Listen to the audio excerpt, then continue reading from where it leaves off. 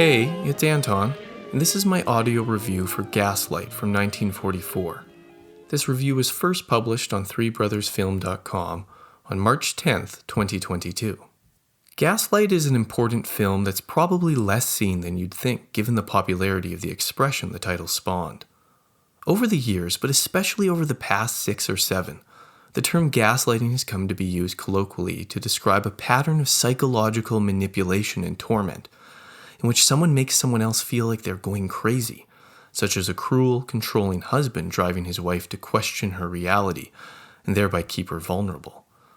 Although use of the term has its origins in pop psychology and feminist criticism, more recently the term is widely deployed by both the contemporary left and right, especially in the context of US politics, as an accusation of the psychological manipulation of a targeted populace. In this sense, liberals said Trump gaslit his supporters, and conservatives complained that the mainstream media gaslight citizens. I was drawn to Gaslight not only to better understand the origins of the expression, but also because it features Ingrid Bergman, one of my favorite classical Hollywood actresses, in a performance that won her first Best Actress Oscar. I'm pleased to say that the film is far richer than I expected, and worthy of renewed attention on its own merits. MGM's 1944 production of Gaslight, directed by George Cukor, is based upon a 1938 play by Patrick Hamilton, and a 1940 British film of the same name, directed by Thorold Dickinson.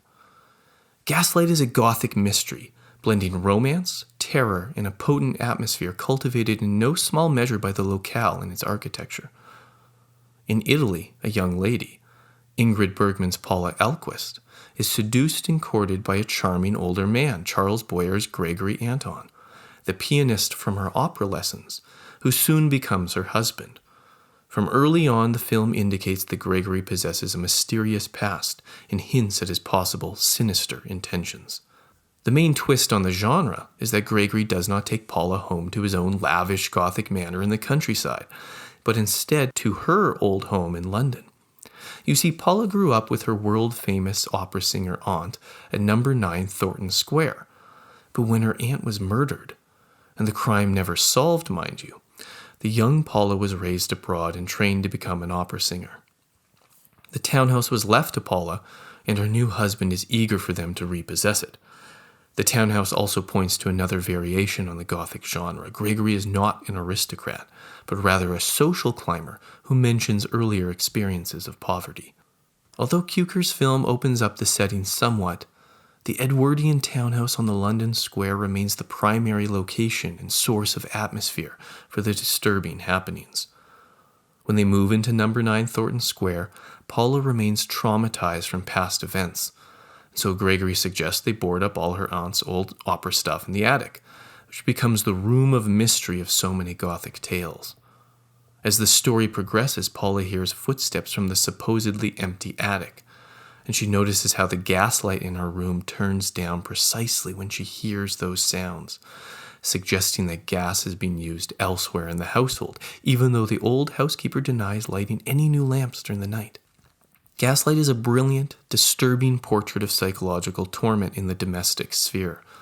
Gregory does little things to make Paula think she's going crazy, such as constantly telling her that she is forgetful and loses things, and then secretly taking an object of hers and making it look like it has gone missing. He tells her there are no sounds and that the lights haven't changed.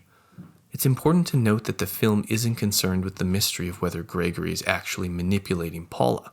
That much is clear fairly early on, once they move into the townhouse and an old letter is discovered. The mystery is not who, but how and why. What are Gregory's motivations for doing all this? How exactly is he gaslighting Paula, and how long will his torments prevail? You can understand why the film became the basis for the expression, since it is a sophisticated document of his cruel behaviors and their psychic effects on Paula. His gaslighting is despicable and infuriating, which is exactly the point. The last quarter of the film turns into a more mundane Hollywood thriller. Joseph Cotton is appealing as an inspector, Brian Cameron, a Scotland Yard detective with a prior history with the aunt. Our concerns shift to whether Joseph will rescue the heroine victim, with hints of romance between the inspector and Paula. Angela Lansbury is also amusing as Nancy, an Edwardian tart employed by Gregory as an additional housemaid to keep an eye on Paula. However, like most classical Hollywood films, the feminist energies within the work are mostly contained by the conventional ending. The film exhibits a dampening of female agency that is typical of classical Hollywood. Paula is a victim, and in the end she is rescued, even if she actively takes some revenge once Gregory is caught. This might not conform to narrative patterns and expectations about characters in 2022 or 2023, but this neither lessens the potency of the first 3/4 of the film, nor does it ruin the story. It's what one should expect from Hollywood in 1944. In this sense, Gaslight is not an outlier. I would also point out that the film's psychological and atmospheric potency owes precisely to the effectiveness of Gregory's manipulations. If Paula were easily able to see through his deceptions, they wouldn't be so sinister and terrifying. Bergman delivers an exceptional performance, one of her best. She is excellent at conveying Paula's sincere confusion and her psychological descent and torment at the fear that she is losing all grip on reality. The scene at a piano recital, where Gregory publicly humiliates her, is excruciating to watch. The denial and deconstruction of Paula's agency is specifically the intent of the gaslighter, Gregory. Furthermore, the film's conventional ending does not erase its criticism of how some men psychologically manipulate women to control them. Indeed, the film's conventionality, which somewhat enacts further control of the heroine, implicates studio-era Hollywood and the systems of control. The film's interest in opera and show business, after all, Gregory meets Paula when she is a singer with raw talent and lots of potential, builds even more connections to the Hollywood system. How many producers of the studio era that Bergman inhabited controlled their stars this way? How similar is Harvey Weinstein to Gregory? We can still imagine, though, how sinister the movie would be if he got away with it. Around the edges of the film are extremely dark suggestions that make one question one's reality. How many domestic arrangements, whether between lovers and partners, or between parent and child, are layered with and sustained by gaslighting? Such speculations make this a lastingly unsettling film, as are the superb depictions of claustrophobic terror and deceptive control. As I noted earlier, Gaslight is not a mystery in the sense of making us, the audience, question whether Paula's concerns might be baseless. We might fear her eventual insanity due to torment, but we never believe Gregory's deceptions. Fairly early on, most viewers will suspect Gregory's manipulating things, but we don't know why. The mystery, as I said, is why. Paula thinks she's going insane, but the audience knows better. This, I think, lies at the heart of the currency of gaslighting in popular culture and political discourse. Many are now inherently suspicious of our media and our governments, so the mystery becomes not whether the lying and manipulation is happening, but why.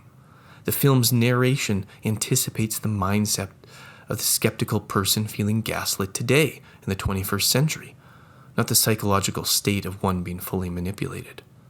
As much as I want to recommend Gaslight on its own merits, I do think the film is essential viewing for understanding our current culture, in a media landscape which, whatever one's political persuasions, is clearly replete with multitudes of psychological manipulations, from the advertising and tailored search results we are all aware of, to newsroom narrative control, to mainstream and independent media propaganda, to government-run nudge units.